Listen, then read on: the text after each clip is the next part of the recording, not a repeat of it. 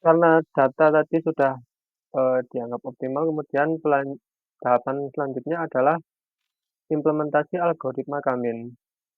Langkah pertama sebelum menerapkan data produksi kakao ke dalam algoritma Kamin clustering, peneliti menganalisis penentuan nilai K menggunakan metode siluet. Bisa dilihat ya di slide berikut hasil dari metode siluet menghasilkan sebanyak K sama dengan K2, K3, dan 4 dengan hasil K2 skornya 0,37, kemudian diikuti K sama dengan 3 dan 4 dengan nilai skor 0,36. Berikut juga dilampirkan hasil visualisasi dari metode siluet oleh para peneliti. Walaupun nilai K2 merupakan nilai tertinggi, namun kondisinya tidak terlalu jauh berbeda antara nilai K3 maupun K4. Sehingga pada penelitian ini para peneliti tetap menggunakan ketiga nilai tersebut.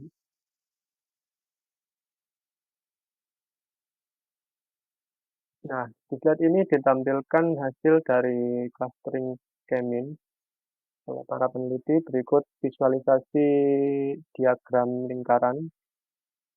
Dari gambar tersebut dilihat bahwa untuk klaster 0 menghasilkan 61,7% dan klaster 1 38,3%. Pada sama dengan 2 ini, di mana nilai ini menunjukkan bahwa tingkat luas perkebunan masih sangat bergantung pada produksi. Kemudian sisanya adalah jumlah petani kakao. Selanjutnya untuk nilai K sama dengan 3 menghasilkan klaster 0 sebanyak 18%, klaster 1 sebanyak 52%, dan klaster 2 sebesar 30%, di mana hasil ini eh, menunjukkan bahwa jumlah pohon bergantung pada hasil kakao. Terakhir, nilai K sama dengan 4 menghasilkan 45,5%,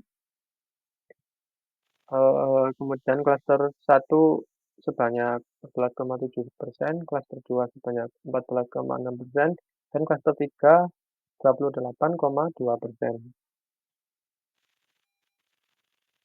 Tahapan penelitian yang berikutnya adalah implementasi algoritma GMM.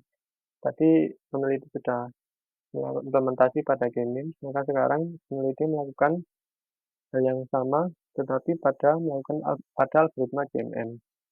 Tidak jauh beda dengan algoritma Gemin, peneliti juga menggunakan metode siluet pada algoritma GMM ini untuk menentukan nilai komponen yang optimal. Berikut juga dilampirkan oleh peneliti hasil dari metode siluet pada implementasi algoritma GMM ini, yang mana menghasilkan komponen yang optimal yaitu komponen 2 dengan nilai 0,2%, diikuti komponen 3 dan komponen 4 yang memiliki nilai kurang dari 0,28%. Bisa dilihat komponen 2 ini memiliki nilai tertinggi pada metode siluet di implementasi algoritma GMM ini. Bisa dilihat ini hasil dari penerapan algoritma GMM oleh para peneliti, juga disajikan visualisasi diagram lingkaran. Hasil dari algoritma ini adalah komponen 2, yang mana klaster 0 sebanyak 59,8%, klaster 1 sebesar 42,2%. Selanjutnya untuk komponen 3 memuat klaster 0 sebesar 42,7%, klaster 1 sebesar 34,3%, dan klaster 2 sebesar 23,3%. Untuk komponen 4 memuat klaster 0 sebesar 38%, klaster 1 30,4%, klaster 2 23,4%, dan klaster 3 sebesar 6,1%.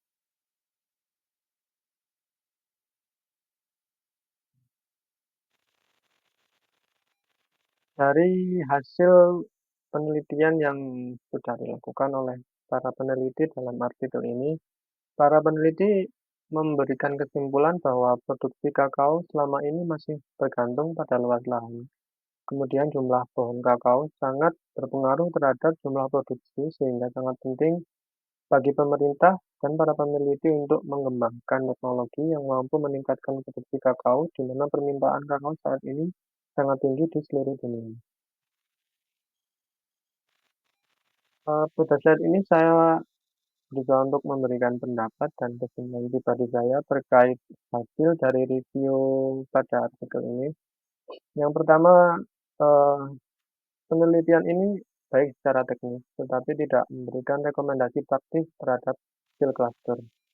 Akan lebih baik menurut saya jika disertai rekomendasi teknologi untuk tiap klaster, yang mana rekomendasi ini diikuti dengan rencana pelatihan atau bantuan alat ataupun benih terhadap petani kakao di daerah Sumatera.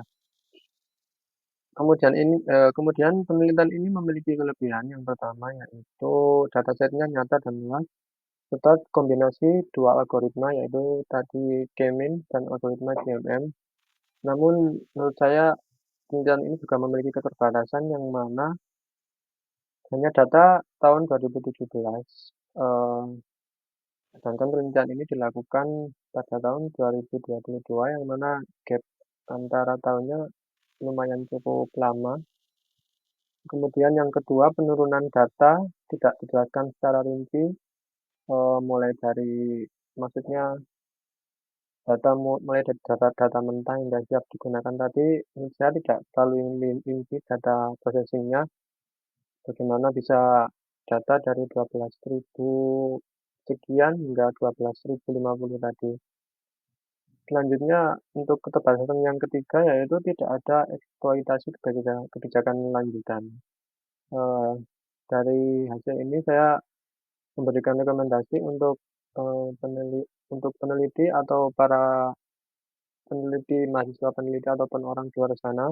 Yang pertama yaitu integrasi time series atau data tahunan, yang kemudian diikuti dengan kolaborasi dengan dinas pertanian maupun stakeholder terkait yang bisa membantu untuk mengembangkan hasil penelitian ini untuk membangun sistem rekomendasi untuk kebijakan berbasis klaster.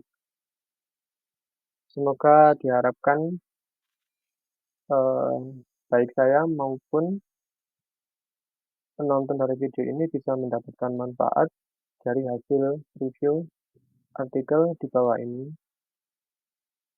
Sekian dan terima kasih. Terima kasih sudah menonton. Assalamualaikum warahmatullahi wabarakatuh. Dan sejahtera untuk kita semua.